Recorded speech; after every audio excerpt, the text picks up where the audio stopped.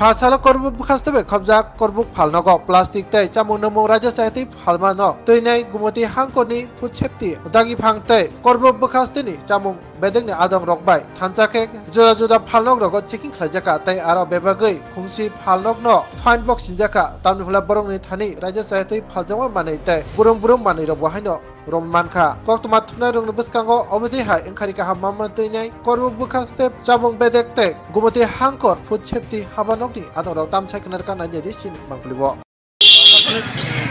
প্রশাসনের তরফ থেকে আমরা লিগেল ডিপার্টমেন্ট এবং ফুড সেফটি দপ্তর ফুড ডিপার্টমেন্ট কর্পোক প্রশাসন সব মিলে আমরা কর্পোক বাজারের মধ্যে অ্যাওয়ারনেস একটা প্রোগ্রাম করেছি।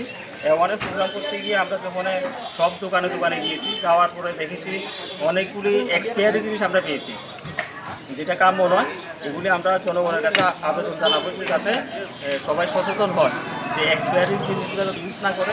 আর দ্বিতীয়ত হচ্ছে আমরা ওজন পরিমাণ থেকে যে জিনিসটা দেখেছি সেটা হচ্ছে প্রচুর পরিমাণে বাংলাদেশের মেশিন এখানে এই বাজারের মধ্যে ইউজ করা হচ্ছে।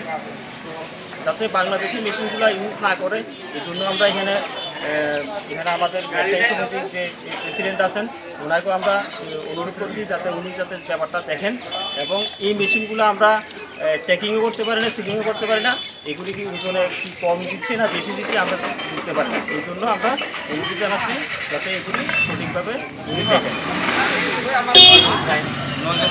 9 জনকে ফাইন করা হয়েছে, স্পট ফাইন করা হয়েছে। এই বিষয়গুলো সবচেয়ে বড় হচ্ছে এখানে পাবলিক সচেতন হতে হবে।